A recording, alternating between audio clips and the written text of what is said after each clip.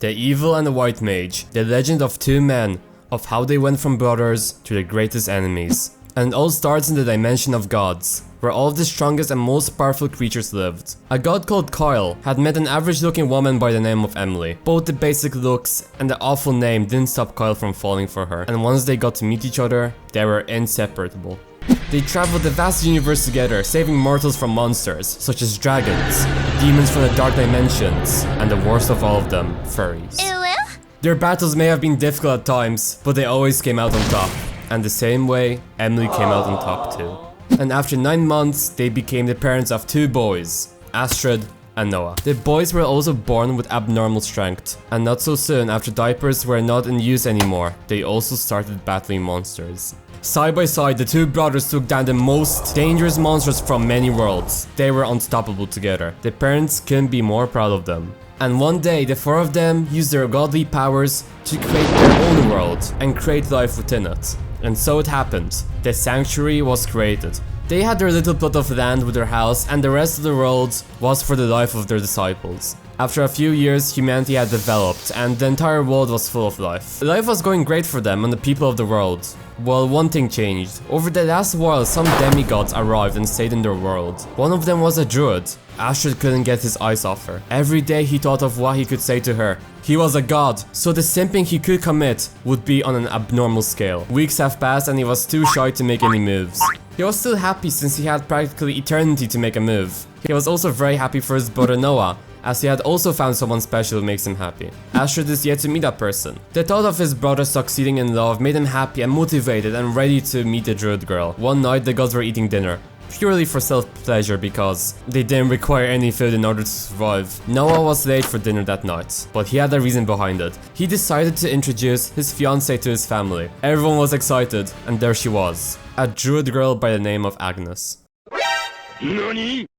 They ate dinner together, everything was alright, visually of course. Once the dinner was over, Astrid went to his room, fueled by nothing but rage. He left home that night and went for a walk to the forest. He didn't know what to do, he hated his brother. But deep inside of him, he knew it was his fault for not doing anything before. Suddenly, the young god hears a very odd noise. He ignores it at first, but then decides to head over and see where it's coming from. Astrid went deeper into the forest and saw a portal. He got closer to it and decided to go through it. Upon arriving, the portal closed behind him. He was in some odd dimension where he didn't feel as powerful. The thought of his brother taking his crush was stuck in his mind more than before. Anger is all he felt. A dark mist started forming around him. So many mischief thoughts circled his mind. Thoughts which weren't even related to his brother and the druid girl. All of the anger he felt throughout his entire life was coming back to him. All of a sudden, he lost consciousness.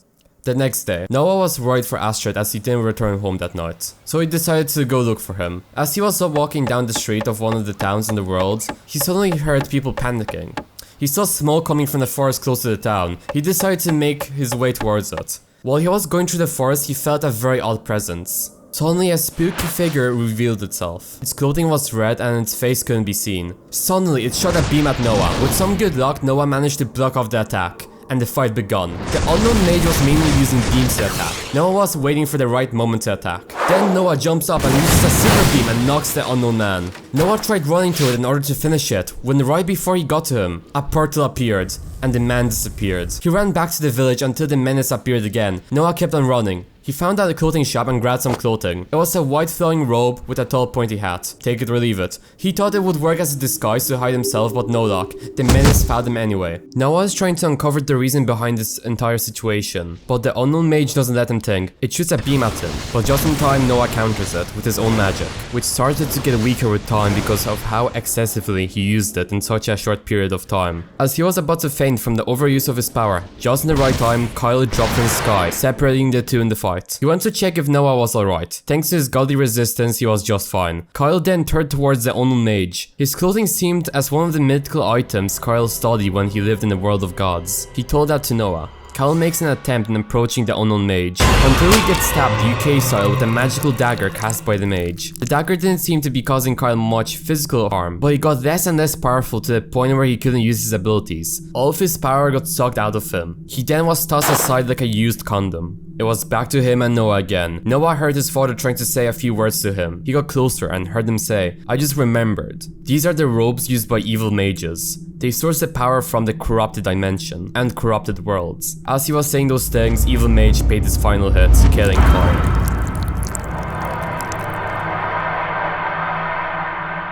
Noah was shell-shocked. The evil mage looked down on him and started casting a spell. Noah had been saving energy for the last few minutes and had enough to cast a beam at him, but the beam was absorbed. It started corrupting the area.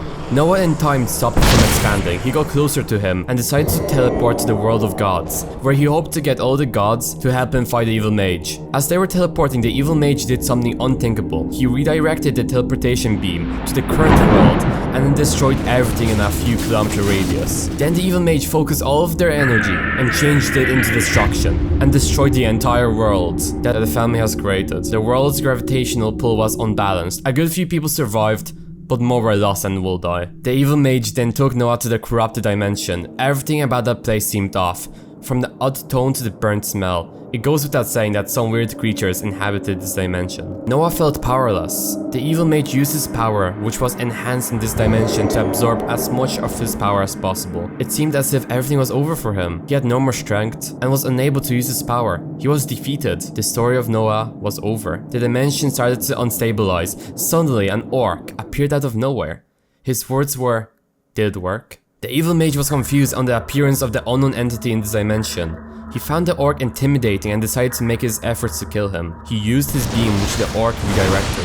The evil mage was so confused, as he didn't know such thing was possible. He knew about power absorption, or ability to block his beam, but redirecting it was something he had never experienced before. Just before he tried to plan this attack again, the orc started taking vast control of the dimension, and making the evil mage lose his consciousness. The orc then helped Noah up and redirected that path to another location in the corrupted dimension.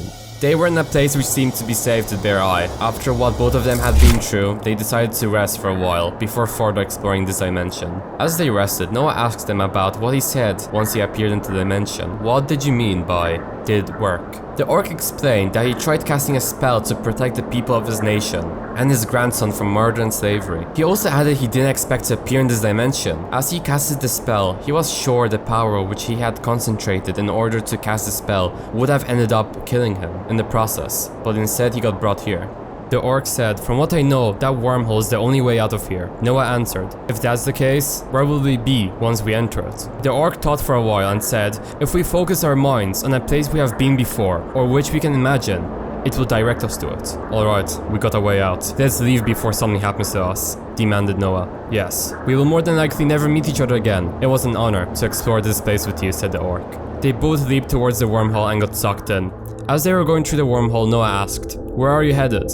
"I'm going to see my grandson and my people. Once again, it was an honor to meet you. My name's Timoth." "Noah, have a great life," shouted the orc, as they separated. Noah arrived in the world of gods. He hurried towards the council to inform the hierarchy of the mage, who was so powerful they could destroy an entire world in seconds.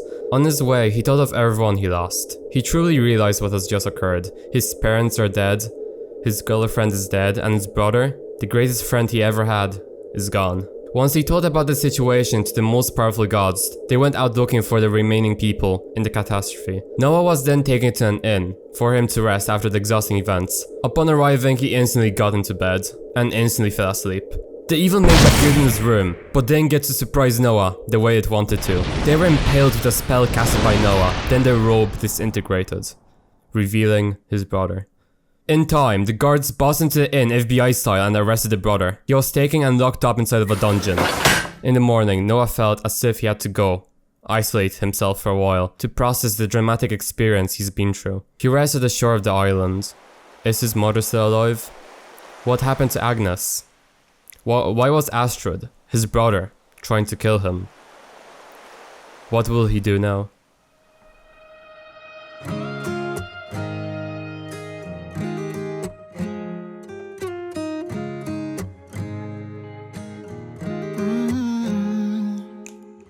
You better tell the truth real fast, and then we're probably done at last. 'Cause I got somewhere to be, and you're done deceiving me into thinking I couldn't do better. Yeah, I know I was probably crazy, thinking someday you'd change. There's nothing left to do now, so I'm playing the game.